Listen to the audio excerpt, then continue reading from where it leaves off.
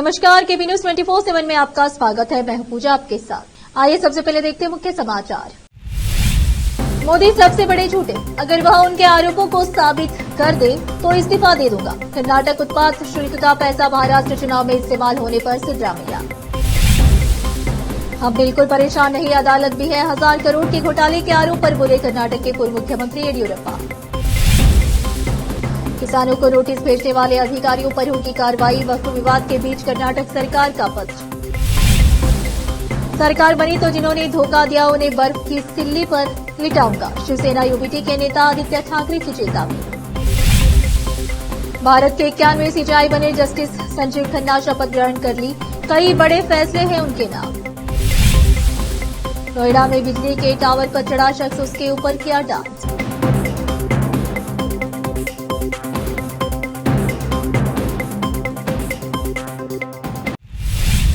अब समाचार विस्तार से। शिगांव शहर में कांग्रेस पार्टी के एक प्रचार रैली को संबोधित करते हुए सिद्धरामैया ने कहा, पीएम मोदी सबसे बड़े झूठे हैं। उन्होंने एक ताजा आरोप लगाया है कि कांग्रेस महाराष्ट्र में राज्य उत्पाद शुल्क विभाग से 700 करोड़ रुपए जुटाकर चुनाव लड़ रही है। उन्होंने आरोप लगाया, मोदी वंशवाद की राजनीति पर हमला करते रहते हैं, लेकिन उनकी पार्टी ने पूर्व सीएम और हावेरी के सांसद बसवराज बोम्माई के बेटे भरत को शिगांव से मैदान में उतारा है। क्या यह वंशवाद की राजनीति नहीं है? मिस्टर मोदी, आप बड़े बड़े भाषण देते हैं, लेकिन आप बात पर अमल नहीं कर सकते। कोविड महामारी के दौरान तत्कालीन सीएम येदियुरप्पा और उनके मंत्रियों बी श्रीरामुलु और सुधाकर ने पीपीआई किट खरीद में पैसे लूटे थे। ऑक्सीजन आपूर्ति प्रदान करने में भाजपा सरकार की ढिलाई के कारण चामराजनगर में 39 लोगों की मौत हो गई। क्या आप चाहते हैं? कर्नाटक में इन दिनों घोटालों का मुद्दा छाया हुआ है। मूडा और वाल्मीकि कॉर्पोरेशन घोटाले को लेकर कर्नाटक की सिद्धरामैया सरकार विपक्ष के निशाने पर है। अब कर्नाटक में एक नए घोटाले के आरोप लग रहे हैं और इस बार निशाने पर पूर्ववर्ती भाजपा सरकार है। दरअसल कोरोना महामारी के दौरान फंड में गड़बड़ी के आरोप लगे हैं। इस कथित घोटाले में justice John Michael D Cunha ने सरकार को एक प्राथमिक रिपोर्ट सौंपी है। इस रिपोर्ट के बारे में जब पूर्व सीएम और वरिष्ठ भाजपा नेता बीएस येदियुरप्पा से पूछा गया तो उन्होंने कहा कि वह इस तरह के आरोप से बिल्कुल परेशान नहीं है। येदियुरप्पा ने कहा, मैं ऐसे किसी भी आरोप से बिल्कुल भी परेशान नहीं हूं। हम इसके परिणाम भुगतेंगे। एक अदालत भी है, मुझे नहीं लगता कि इसमें कोई समस्या है। कर्नाटक सरकार ने भूमि स्वामित्व रिकॉर्ड में बदलाव करने और वक्फ कानून के तहत किसानों को जमीन खाली करने का नोटिस भेजने वाले अधिकारियों को चेतावनी दी है। इसके जरिए कहा गया कि ऐसा करने वाले अधिकारियों पर अनुशासनात्मक कार्रवाई की जाएगी। दरअसल राजस्व विभाग के प्रधान सचिव राजेंद्र कुमार कटारिया ने सभी जिलों के सभी क्षेत्रीय आयुक्तों और उपायुक्तों को एक पत्र लिखा है। इसमें कहा गया है कि मुख्यमंत्री सिद्धरामैया ने कुछ भू संपत्तियां कर्नाटक वक्फ बोर्ड के पक्ष में किए जाने की शिकायतों के बाद हाल ही में एक बैठक की थी। इसमें यह तय किया गया था कि भूमि का स्वामित्व बदलने के लिए किसी भी सरकारी कार्यालय या प्राधिकारी की ओर से पूर्व में दिए गए सभी निर्देश वापस लिए जाते हैं। इसके बाद ही पहले दिए गए सभी नोटिस भी वापस लिए गए हैं और उन जमीनों पर खेती कर रहे किसानों के खिलाफ कोई कार्रवाई न की जाए। करकला शहर की पुलिस ने करकला तालुके के बेलूरू में उम्मीकल पहाड़ी पर 33 फुट ऊंची परशुराम प्रतिमा के मूर्तिकार को करकला में परशुराम थीम पार्क में परशुराम की कांस्य प्रतिमा के बजाय एक जैसी दिखने वाली मूर्ति स्थापित करने के आरोप में गिरफ्तार किया। उडुपी के पुलिस अधीक्षक डॉक्टर अरुण के ने बताया कि गिरफ्तार बेंगलुरु के विश्वेश्वरैया लेआउट निवासी क्रिशार्ट वर्ल्ड का कृष्णा नाइक है। उन्हें माहे में गिरफ्तार किया गया, जो केंद्र शासित प्रदेश पुडुचेरी का हिस्सा है। पुलिस ने करकला तालुके के नल्लूरू गांव के निवासी कृष्णा शेट्टी की शिकायत के आधार पर इस साल जून में आईपीसी की धारा 420 धोखाधड़ी और 409 आपराधिक विश्वासघात के तहत मामला दर्ज किया था। महाराष्ट्र में विधानसभा चुनाव के लिए प्रचार जोरों पर है और इस दौरान जमकर जुबानी जंग जारी है। शिवसेना यूबीटी के नेता आदित्य ठाकरे ने एक चुनावी सभा के दौरान महायुति सरकार को घेरा और राज्य में बेरोजगारी की समस्या को उठाया। साथ ही उन्होंने चेतावनी भरे लहजे में कहा कि जिन लोगों ने उन्हें धोखा दिया उन्हें सरकार बनने पर बर्फ की सिल्ली पर लिटाऊंगा। ठाकरे ने यह भी कहा कि भाजपा का हिंदुत्व सिर्फ चुनावी है। भयाखला में पार्टी उम्मीदवार के लिए प्रचार करते हुए आदित्य ठाकरे ने कहा कि राज्य में बेरोजगारी बड़ी समस्या है। एकनाथ शिंदे की सरकार यहां की नौकरियों को गुजरात ले जा रही है। आदित्य ठाकरे ने कहा कि मैं बदले के लिए नहीं बल्कि परिवर्तन के लिए लड़ रहा हूं। सीएम एकनाथ शिंदे और देवेंद्र फडणवीस अन्याय की परिभाषा है। ये बटेंगे तो कटेंगे बोल रहे हैं, लेकिन मैं कहता हूं कि हम बढ़ गए तो ये हमें और लूटेंगे। अब फिलहाल लेते एक छोटा सा ब्रेक।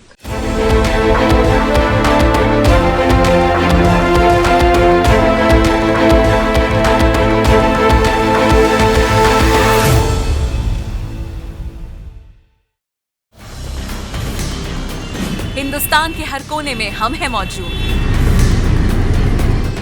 24 घंटे हालात पर गहरी नजर, खबरों से जुड़े चुपते सवालात और आपको दिखाता है धार्मिक, सामाजिक, राजनीतिक, लोकल और इंटरनेशनल न्यूज की सबसे बेहतर कवरेज, जो आपको रखती है हर पल बाखबर। देश और दुनिया भर की खबर के लिए देखते रहें KP news 24/7। Noor education trust Bidar की ओर से चलाए जाने वाला Noor MEd and BEd college Bidar, recognised by NCTE Delhi and affiliated to Bidar University, Bidar. Admission are open for the academic year 2024-25. विशेषज्ञ और सक्षम शिक्षकों द्वारा शिक्षा प्राप्त करने के लिए नूर एमएड एंड बीएड कॉलेज में दाखिला लें और शांत वातावरण में शिक्षा प्राप्त करें। बीदर शहर में बेहतर शिक्षा का एकमात्र केंद्र Noor MEd and BEd college, Shahpur gate, Bidar. Phone numbers 9945283920, 8482221297। Break के बाद आपका स्वागत है। आइए देखते हैं अन्य समाचार। भारत के 91वें मुख्य न्यायाधीश के रूप में जस्टिस संजीव खन्ना ने शपथ ग्रहण कर ली है। उन्हें राष्ट्रपति द्रौपदी मुर्मू ने शपथ दिलाई। उन्होंने पूर्व सीजेआई डीवाई चंद्रचूड़ की जगह ली। डीवाई चंद्रचूड़ 10 नवंबर को रिटायर हुए हैं। नए सीजेआई संजीव खन्ना का कार्यकाल 6 महीने का रहेगा। वो 13 मई 2025 तक सीजेआई के पद पर रहेंगे। आपको बता दें कि 12 अक्टूबर को केंद्र सरकार ने सीजेआई चंद्रचूड़ को एक लेटर भेजा था। इसमें उनसे अपने उत्तराधिकारी का नाम देने की गुजारिश की गई थी। इसके बाद सीजेआई डीवाई चंद्रचूड़ ने केंद्र सरकार को दिए अपने जवाब में जस्टिस संजीव खन्ना का नाम सुझाया था। इसके बाद राष्ट्रपति के मोहर लगने के बाद जस्टिस खन्ना का नाम तय किया गया।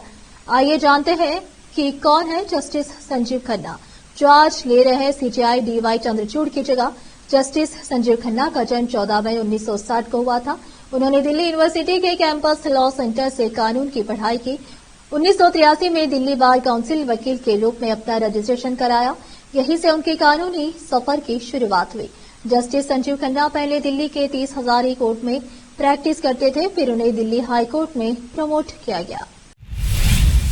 केरल के वायनाड लोकसभा सीट पर उपचुनाव हो रहे हैं। आज 11 नवंबर प्रचार का आखिरी दिन है।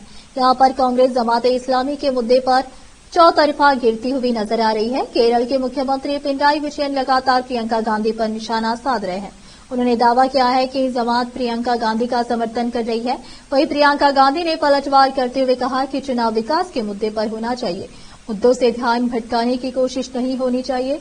13 नवंबर को वायनाड लोकसभा सीट पर मतदान होने हैं। यहां पर सोमवार की शाम को चुनाव प्रचार थम जाएगा। कांग्रेस नेता राहुल गांधी इस सीट से सांसद रह चुके हैं। इस बार हुए लोकसभा चुनाव में उन्होंने वायनाड और रायबरेली से जीत हासिल की थी। हालांकि बाद में उन्होंने वायनाड सीट से इस्तीफा दे दिया था। अब इस सीट से उनकी बहन और कांग्रेस की महासचिव प्रियंका गांधी वाड्रा पहली बार चुनाव लड़ रही है। प्रधानमंत्री नरेंद्र मोदी ने हाल ही में एक है तो सेफ है का नारा दिया था, जिसके बाद से भारतीय जनता पार्टी के तमाम नेता इस नारे का उपयोग कर रहे हैं। लेकिन इस बीच राहुल गांधी ने पीएम मोदी के इस नारे पर पलटवार किया है।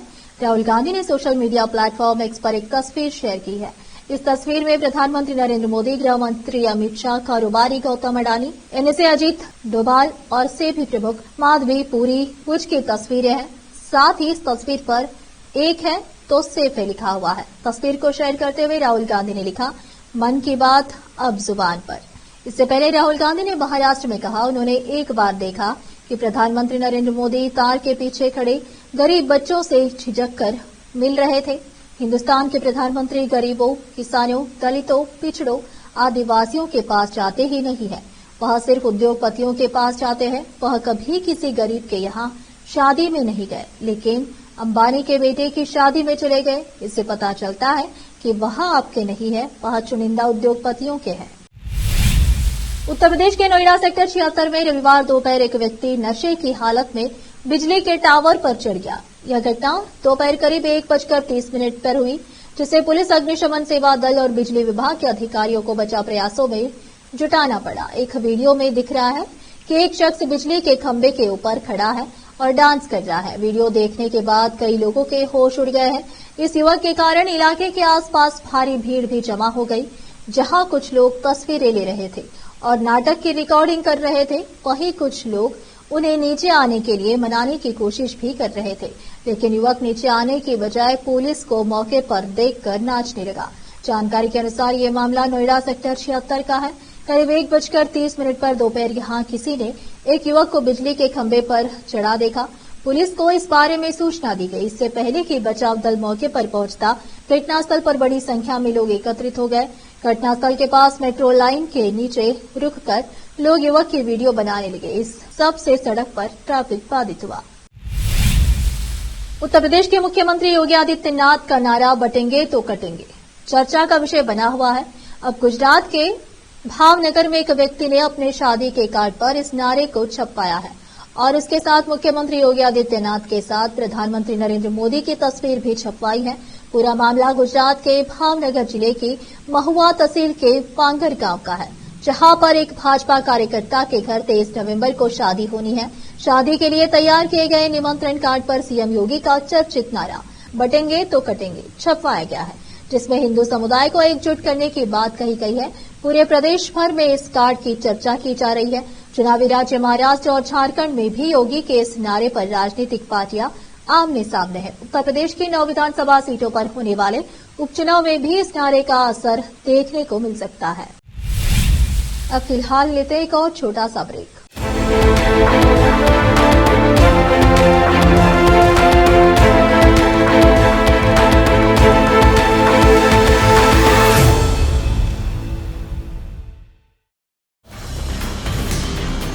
हिंदुस्तान के हर कोने में हम हैं मौजूद।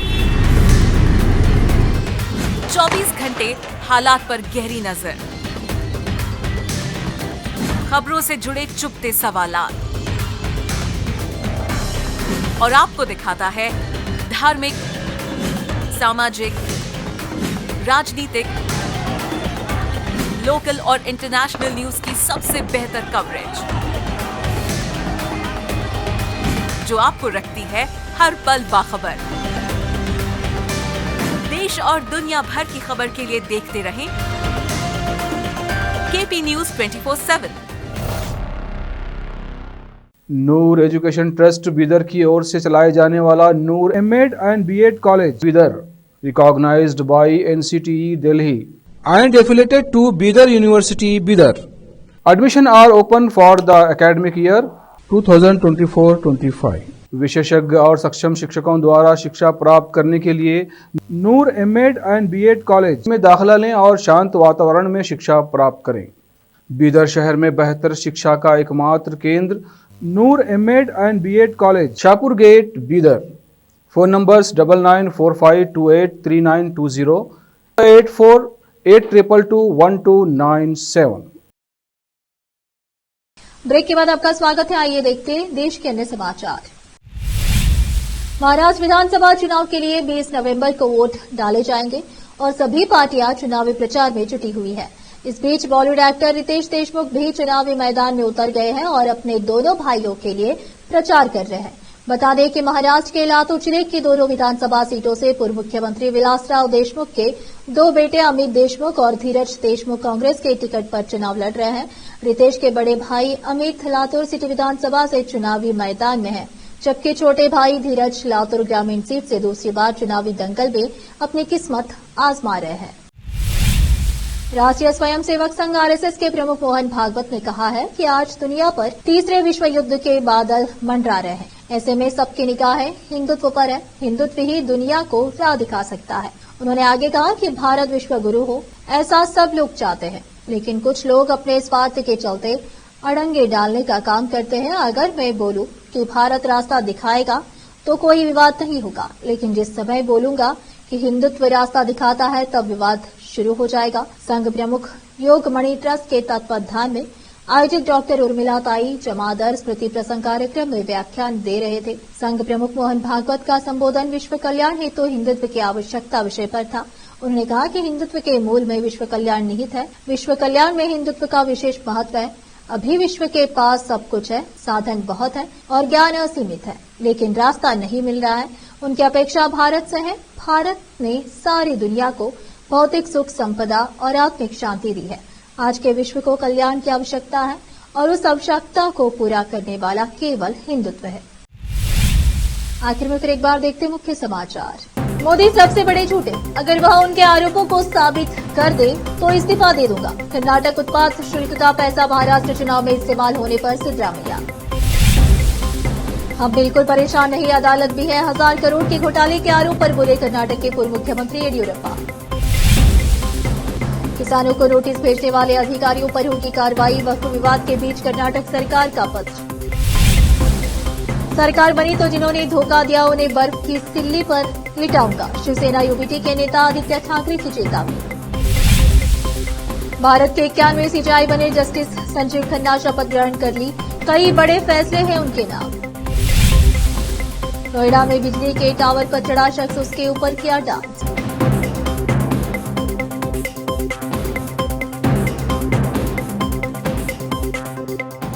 एपी न्यूज में इस वक्त के लिए इतना ही। देश प्रदेश के समाचारों के लिए देखते रहिए आपका अपना चैनल एपी न्यूज 24/7। धन्यवाद।